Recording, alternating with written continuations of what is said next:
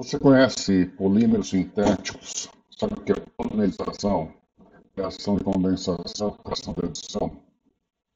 Ou polimerização? Pois bem, é sobre isso que estaremos falando daqui para frente. Polímeros sintéticos são polímeros feitos artificialmente. Nós estivemos trabalhando nas aulas de bioquímica com uma série de macromoléculas produzidas naturalmente. Polímeros são macromoléculas produzidas a partir da união de unidades repetitivas menores, chamadas meros. Do grego, poli quer dizer muito, meros são partes.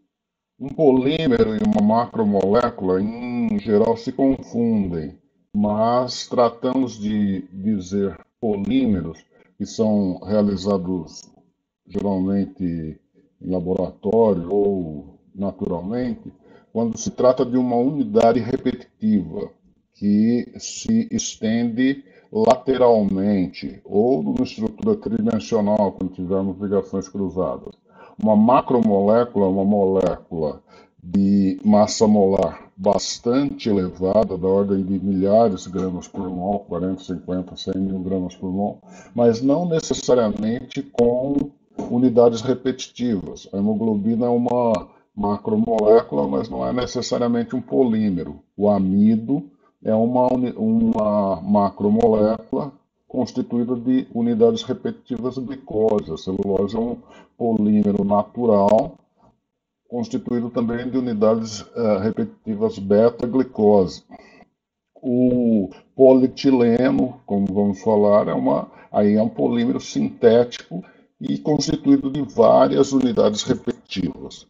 Polímeros eles estão frequentes na sua vida diária. São os plásticos de uma maneira geral. Em geral, eles são obtidos a partir do petróleo. A fonte natural de polímeros sintéticos é o petróleo, a partir de reações de polimerização. Embora tenham duas características importantes a gente relacionar aos polímeros. Existem os termoplásticos e existem os termofixos. O que são termoplásticos? São aqueles que amolecem quando são aquecidos e podem ser moldados, o polietileno, o PVC, Teflon, etc.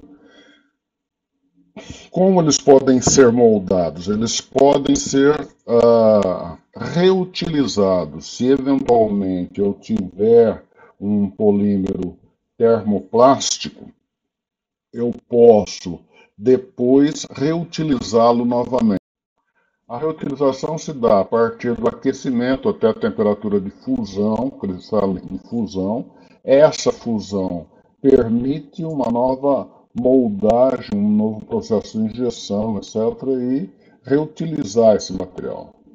Quando eu estiver falando de uma outra categoria de polímeros, os termofixos, são polímeros que, a hora que eu aqueço, eles não se fundem novamente, porque entre eles foram feitas ligações cruzadas, que não permitem que as cadeias carbônicas deslizem umas sobre as outras.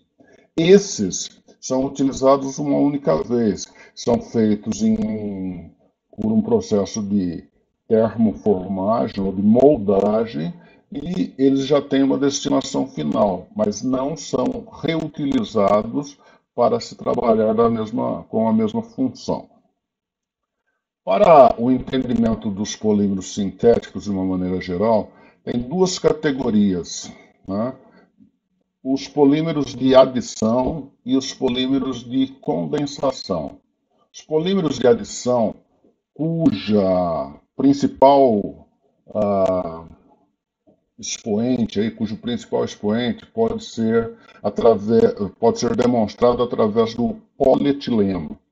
O etileno é o monômero, é a molécula precursora.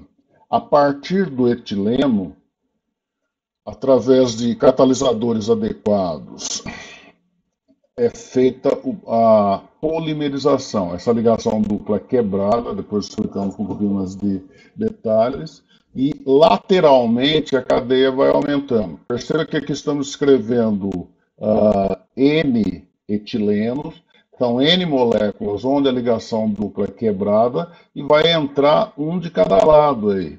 E essa cadeia vai se crescendo lateralmente. Quanto Qual é o valor desse N aí, o grau de polimerização? Isso daí depende do tempo que foi feito, do catalisador que foi utilizado, mas pode ser 300, 500, 1000, milhares de moléculas unidas lateralmente. Vai formar uma macromolécula, nesse caso aí, aparentemente linear, ela não é linear porque a estrutura do carbono é tetraédrica, então é um zigue-zague planar, mas essa cadeia ela vai ficando enrolada, enovelada de qualquer maneira. Eu poderia pensar na estrutura de um polímero de adição assim, imaginando um prato de macarrão.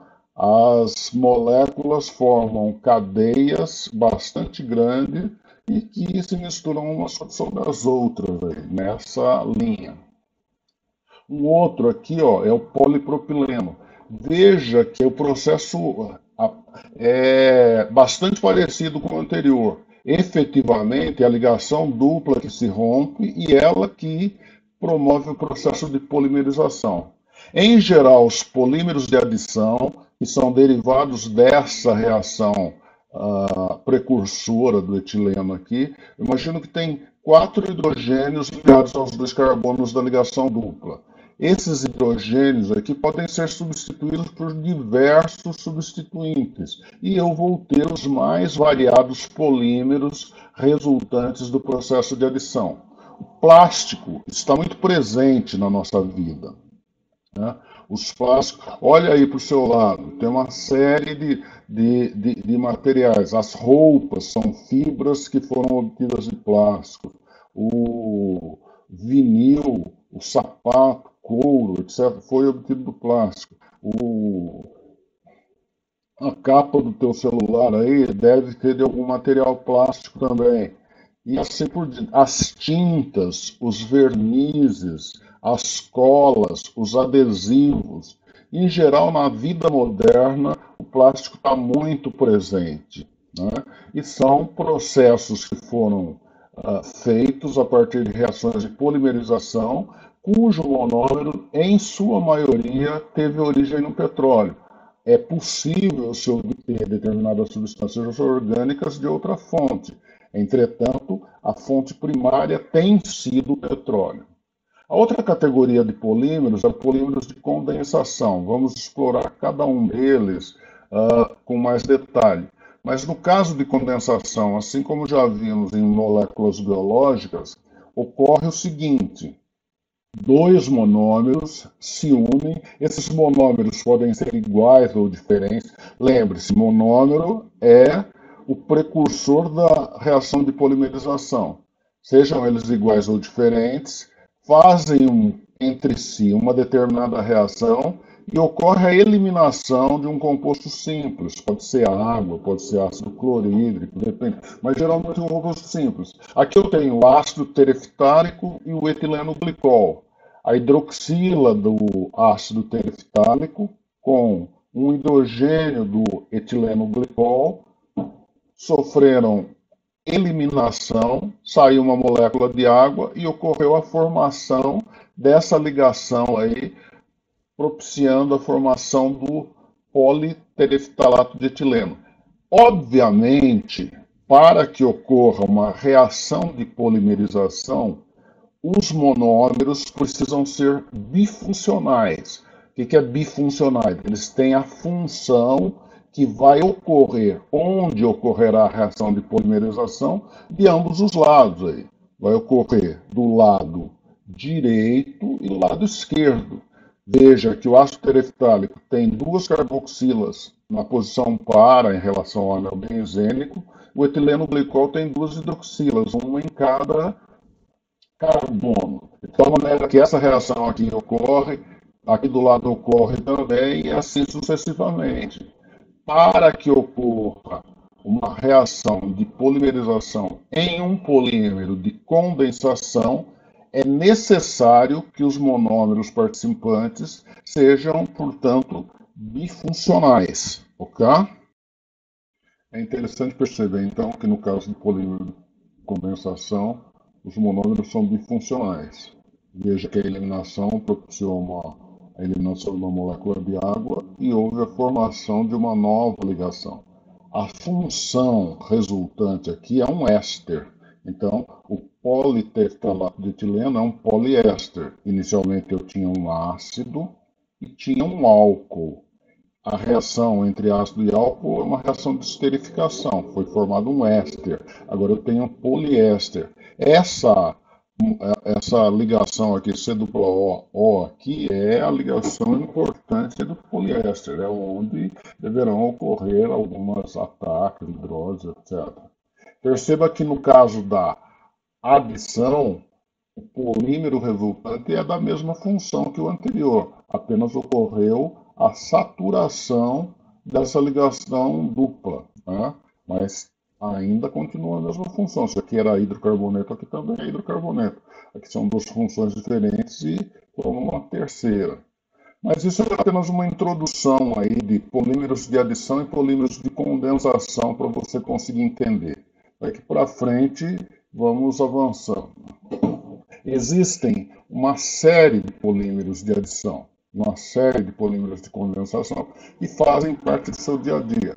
Polietileno, polipropileno, poliestireno, teflon, PVC, tudo isso aí você já ouviu falar. Poliacrilonitrila, PVA, polibutadieno, que é um tipo de borracha, poliisopreno, que é outro tipo de borracha, EVA, neopreno, acrílico e assim por diante. Entre os polímeros de condensação também são comuns no nosso dia a dia uma poliamida, um poliéster, policarbonato, poliuretana, aramida, silicone, polifenol, baquelite, etc. Vamos falar um pouquinho rapidamente aí de cada um para você ter uma compreensão desses materiais aí. Polímeros de adição, então, como a gente já havia colocado anteriormente, são aqueles cujos monômeros têm uma insaturação, têm uma ligação dupla, que ao ser quebrada durante o processo de polimerização, originam ligações simples, saturadas com os monômeros vizinhos. Basicamente, eu tenho a insaturação aqui, essas ligações são rompidas e ocorre o aumento da cadeia lateralmente. Eu tenho a formação de uma macromolécula polimérica, que neste caso agora eu tinha a dupla, vou ter ligações simples, e essas ligações ocorrerão lateralmente. Né?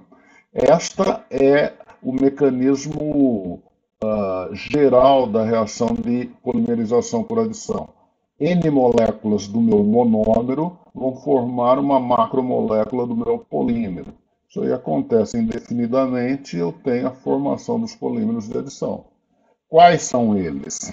Basicamente, aí, são derivados da reação entre uma ligação dupla do eteno ou etileno. O polietileno, onde que eu posso utilizar brinquedos, objetos moldados, sacolas, plásticos, uma infinidade de compostos que tem no seu dia a dia. Aí.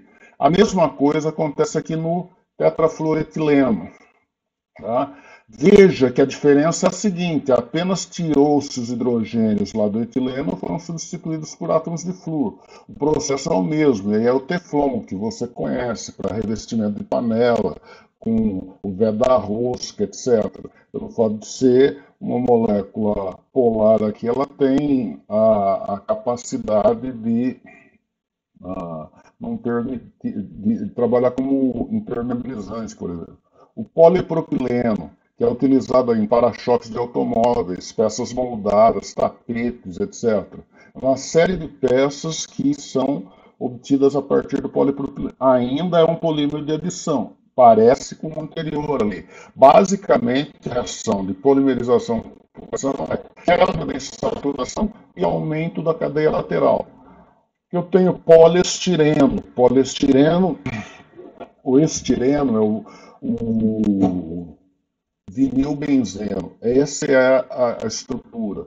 Tem lá, se você queimar um copinho plástico, vai sair um cheiro característico, é o cheiro do estireno, que é o seu monômero ali. Certo? Cada um desses polímeros, em função de quais são os seus grupos laterais aí, terão as suas cadeias acomodadas mais facilmente ou com mais dificuldade. Isso daí vai conferir a eles as suas propriedades mecânicas, propriedades térmicas, propriedades óticas. O que é isso, propriedade mecânica? É difícil de rasgar. A hora que eu submeto a tração, ele não se rompe facilmente. Isso é uma propriedade mecânica importante. A resistência ao impacto. Se cair aquilo lá, ele amortece ou ele quebra. Tá? Ele tem propriedade ótica, ele transmite a luz ou ele é opaco. Propriedade térmica, ele resiste ao calor ou não. Todos esses materiais podem ser também processados de maneira que eles tenham alguma carga, alguma outra substância que a eles incorporada que vai dar características mais interessantes. Mas, basicamente, esses grupos aqui determinam se eles interagem com as moléculas vizinhas. Por exemplo, aqui tem flúor, é mais fácil dele interagir com uma outra cadeia lateral do que nessa cadeia lá que apenas tem carbono e hidrogênio. Onde tem os grupos aromáticos aqui, provavelmente seja mais difícil de acomodar as cadeias. Então ele vai ter uma resistência mecânica diferente do outro lá e assim por diante. Tá? Ainda na linha de polímeros de adição, o PVC, policloreto de vinila, que é utilizado para tubos, conexões, para películas para armazenamento de alimentos, isolantes, etc. A acrilonitrila é utilizada para fibras têxteis, cobertores, tapetes, etc. Acetato de vinila, a gente usa para tintas, gomas mascar, adesivos, mas basicamente a reação, volto a insistir, é uma reação de polimerização com a quebra da insaturação. Tá? Metacrilato de metila, artigos moldados para janelas, globos transparentes, lâmpadas, etc. Tá? Muito bem, continuando. Uma outra categoria de polímeros, onde acontecem os polímeros de adição, são os elastômeros. Elastômeros, de certa forma, são as borrachas. Eles têm a seguinte capacidade, os elastômeros. Eles, ao sofrer tração, sofreu a ação de uma força qualquer, eles sofrem uma deformação.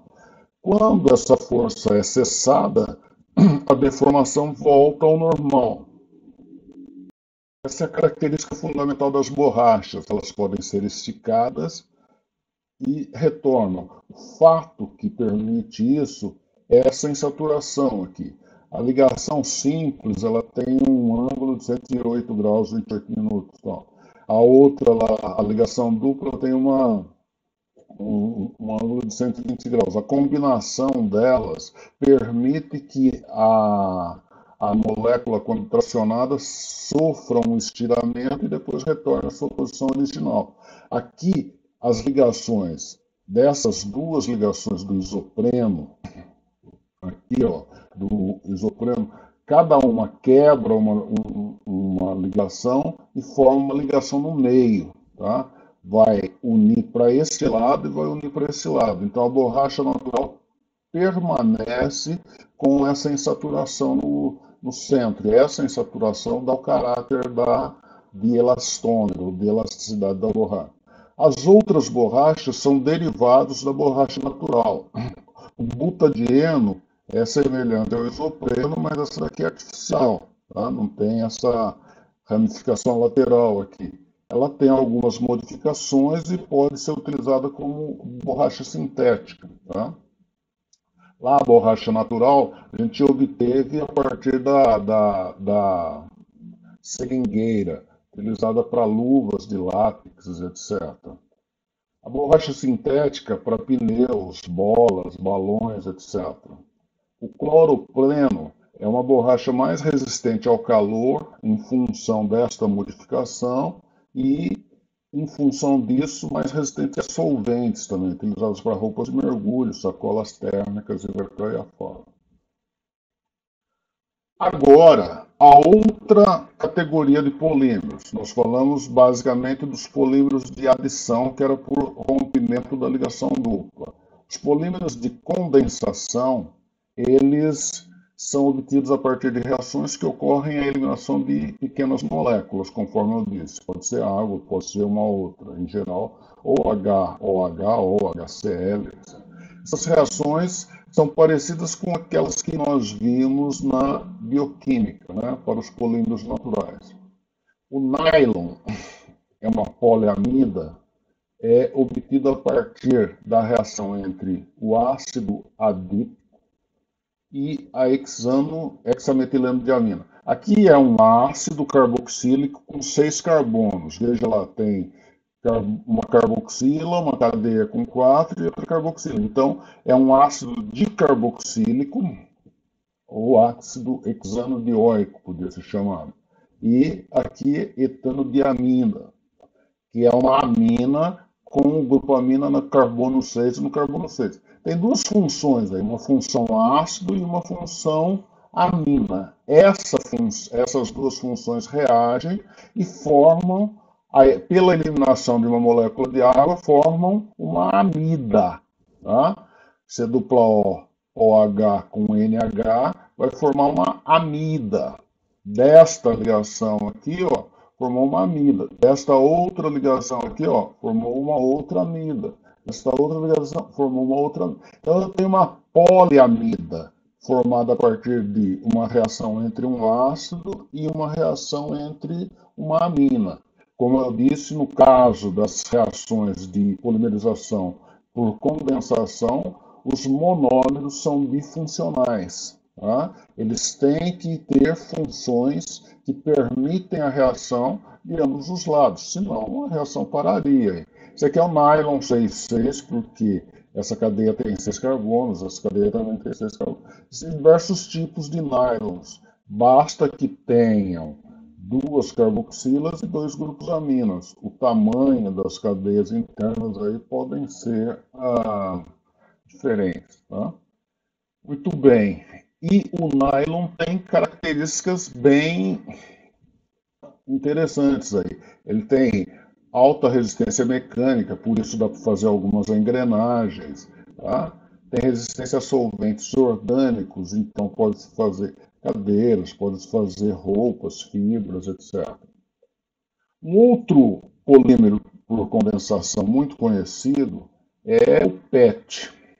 Ele é resistente à corrosão por ácidos, bases, etc. Por isso ele é utilizado para, por exemplo, para recipientes. É o ácido tereftálico, ou tem um anel aromático e grupo carboxila dos elevados, e ligado ao etileno glicol, que é um álcool com duas hidroxilas, uma em cada carbono. Basicamente aqui é uma reação de condensação também. A hidroxila do ácido com o hidrogênio da hidroxila do álcool. Neste caso, ocorre uma reação, só que aqui, reação de ácido com álcool é formação de éster, portanto, é uma esterificação. Neste caso, eu tenho um poliéster. Tá? PET, politereftalato de etileno, que veio do ácido tereftálico, e aqui o etileno. Né? PET, às vezes a confusão aqui, esse símbolo é em inglês, né? Não é polietileno tereftalato, é o contrário, é tereftalato de etileno. Né? Muito bem. Mas trata-se de uma reação de condensação também e a formação de um poliéster. O poliéster, que é o PET, a gente tem diversos usos. Uso em garrafas, em toalhas, em roupas para proteção, sombrinhas, né, por aí. Policarbonato é um polímero também de condensação entre o fosfogênio e o difenil propeno. ele tem propriedades bastante interessantes aí de transparência. A gente conhece, são alguns polímeros especiais aí. No caso, tem lentes de óculos de policarbonato e tal, porque ele tem uma transparência bastante significativa e tem também boa resistência para ele. Dá para se fazer coberturas, dá para fazer recipientes, etc. Tem propriedades de barreira também interessantes, porque eles não permitem a passagem de gases, vai por aí. Alta transparência e alta resistência mecânica. Poliuretana. A poliuretana é utilizada também em função das suas propriedades aí como isolante acústico. Ele tem os seus problemas aí de ser bastante inflamável. Aramida, o Kevlar, em função da sua estrutura, ele tem altíssima resistência mecânica, utilizado inclusive para fazer colete à prova de bala. Há um plástico para fazer colete à prova de bala? Sim, exatamente. E também resistência térmica e roupa para ser utilizada para proteção ao calor. Certamente, esse grupo amida aí, com essa estrutura de aromática que dá um grau de acomodamento entre as moléculas que faz com que ele seja bastante denso e tenha bastante resistência ao impacto, à penetração de qualquer substância, que confere essas propriedades. Silicones também, dependendo do tamanho da cadeia carbônica, eu vou ter materiais sólidos, materiais líquidos, né, que podem ser utilizados em diversas funções, como cola, como equipamentos de uso médico, cirúrgico, etc. Tá? Muito bem. Esse daqui é muito conhecido, que é o baquelite. Os cabos de panelas, etc., tá? É um polímero termofixo, esse daqui. Ele é termofixo porque não dá para você moldar novamente, porque ocorrem ligações cruzadas. Essa ligação entre o fenol e o formol aqui não acontece apenas lateralmente, pode acontecer numa estrutura tridimensional. Não tem condição de, depois que usou o baquelite ou a fórmica, conhecida fórmica, dá para derreter e utilizá-la novamente, né, com a mesma função. Mas é isso aí. Para a gente, nesse primeiro momento, era essa questão. Basicamente, temos dois tipos de reações de polimerização. É isso que importa. A polimerização por adição e a polimerização por condensação, né? Isso daí confere determinadas propriedades bem características aos determinados polímeros resultantes. Os poliésteres, vejamos a nossa tarefinha, são polímeros fabricados por condensação de dois monômeros diferentes em sucessivas reações de esterificação. Que beleza. Vamos lá. Os poliésteres são polímeros fabricados por condensação de dois monômeros diferentes em sucessivas reações de esterificação. Dentre os pares de monômeros abaixo, 1, 2, 3 e 4, poliésteres podem ser formados. Obviamente, nós verificamos aí anteriormente que para que ocorra uma reação de polimerização, há necessidade do monômero ser bifuncional, tem que ocorrer ligação para ambos os lados.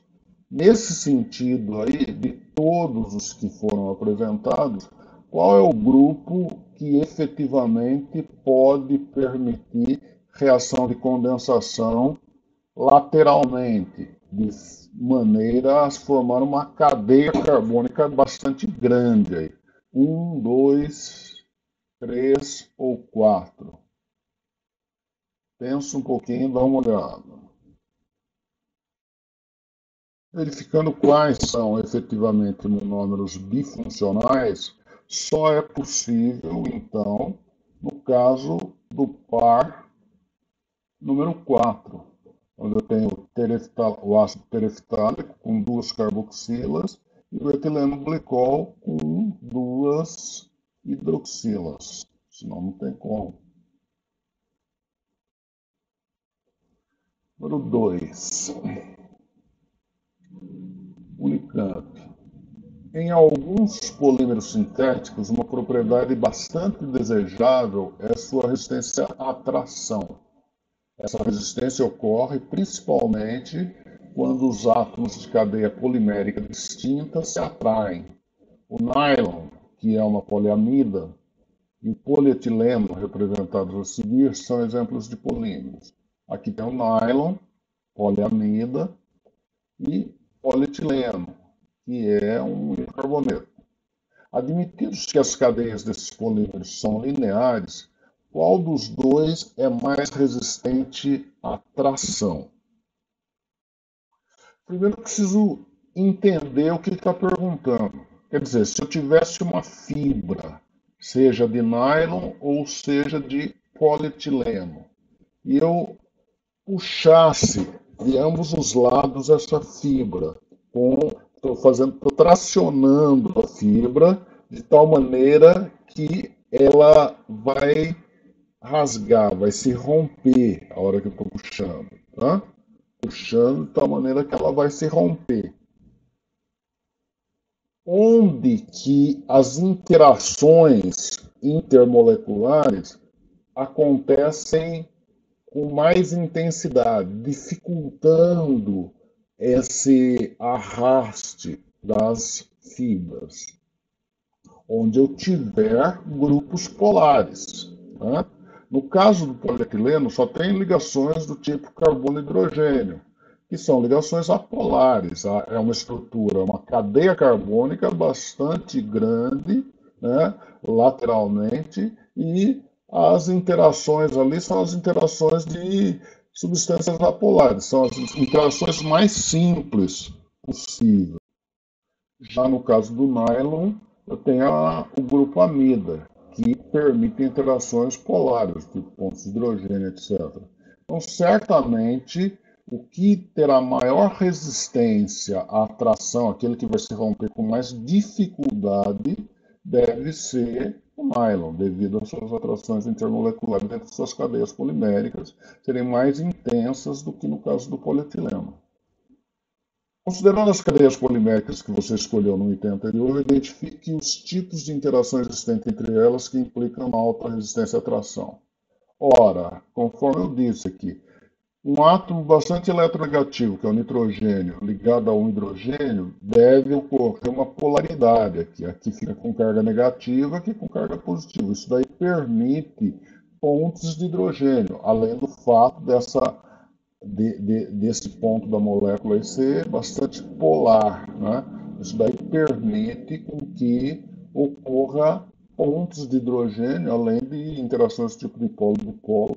Se é uma estrutura bastante grande, deve estar ocorrendo um monte de pontos de hidrogênio ali. Isso daí vai dificultar mais esse processo de separação e vai aumentar, no caso, a resistência à tração, neste caso. Tá? Continuando aí, para a gente ir para os nossos finalmente. Só para curiosidade, copolímeros. A gente falou de polímeros. Copolímeros são polímeros também. Ocorre que copolímeros são polímeros ainda de adição ou de condensação, não há problema, mas eu tenho mais de um tipo de monômero formado. Né? Aqui, ó, o monômero aqui, ó, o butadieno e o estireno. Essa é um tipo de borracha, que tem uma parte da borracha que é butadieno, outra parte da borracha é o estireno. SBR, estireno, borracha, estireno, butadieno. Tá? O etileno aqui, ó, com acetato de vinila, forma o EVA, que é um outro polímero. No caso das poliamidas, não tem um copolímero? Não. Ali, a hora que reagiu o ácido com o álcool, naquele anterior lá, formou um um tipo de monômero, e o monômero, naquele caso, era a, a amida, né? Não tinha mais nada nesse sentido aí, certo? Aí formou um único monômero, ok? Diferente. Mesmo que seja um polímero de condensação, o monômero formado, continuando. Outro processo interessante é a vulcanização da borracha. Foi um processo criado por Charles Goodyear no final do século XIX, que aumenta a resistência mecânica da borracha. A utilização apenas da borracha conforme extraída do látex ali, ela não tinha bastante resistência mecânica. Esse processo consiste em aquecer a borracha na presença de enxofre. Acidentalmente, ele percebeu que uma certa quantidade de enxofre, juntamente com a borracha, aumentava suas propriedades mecânicas, porque ela ficava muito mais difícil de se romper, né? Nesse caso, podia pensar assim: a borracha não vulcanizada é uma borracha onde as suas fibras estão livres. Aí. Tem bastante fibras, cadeias poliméricas, né? Mas estão livres, as moléculas aqui representadas por esses fios. Tá? Quando ocorre a vulcanização, ou seja, aquece e coloca-se enxofre, formam pontes de enxofre. Essas pontes ligam partes de cadeias laterais. Essas cadeias laterais permitem que, quando eu tente esticar a borracha, ela tenha maior resistência e não vai se romper. Obviamente, esse processo de vulcanização aqui não tem retorno. Depois que a borracha está vulcanizada, não dá para romper as ligações de enxofre aqui. Okay? Mas isso permitiu a utilização extensa da borracha através das suas propriedades. Chegamos à nossa parte final aqui. Plásticos. Eles estão extremamente presentes na nossa vida diária. Né? E vale a pena usar? Obviamente, uma série de materiais foram substituídos por plásticos. No automóvel, há 50 anos atrás, era basicamente feito de metal. Muito para-choque, o painel, etc. Hoje é tudo feito de plástico. A maioria dos seus eletrodomésticos ou materiais que são utilizados na casa, no escritório, etc., substituiu a madeira, substituiu os metais, etc. Então tem uma certa vantagem. E isso daí está associado, por exemplo, em relação aos metais, maior leveza, mais fácil de transportar, mais fácil de moldar, mais fácil de trabalhar com eles. Existem temperaturas menores. Para derreter o ferro, precisa de 1.200 graus. Para derreter qualquer plástico aí, dependendo do tipo de plástico, entre 60 e 200 graus dá para derreter todos e moldar. Então, a quantidade de energia envolvida é uma quantidade de energia muito menor, além de ter, em muitos casos, adequada resistência mecânica para as funções com as quais eles vão trabalhar. Então, é importante utilizar os plásticos nesse sentido. Tendo o menor ponto de fusão, tem o menor gasto de energia, vai gastar menor combustível para realizar o processamento. Então, de alguma maneira, pensar em utilizar os plásticos por esse caminho é bastante interessante. Agora, há necessidade da conscientização de como esses plásticos devem ser utilizados. São materiais que sofrem degradação com uma velocidade muito pequena, então eles ficam no meio ambiente. Os animais não foram ensinados que não dá para se comer plásticos, etc. Se eles forem descartados no meio ambiente, e quem produz os plásticos são os homens, né? Existem plásticos biodegradáveis a partir de alguns materiais aí que podem ser degradados por micro-organismos, mas a utilização deles ainda é pequena na medida em que há pouca pesquisa nesse sentido. É possível também. Então, Nesse ponto de vista, se não se tomar cuidado com o descarte dos plásticos, o dano causado ao meio ambiente é bastante intenso, né? A geração de resíduos não biodegradáveis é, sem dúvida, um problema, né? Além de que, para fazer plásticos, a grande maioria das matérias-primas é de combustível fóssil, de petróleo. A gente tem visto aí vários relatos de que os plásticos são problemáticos, né?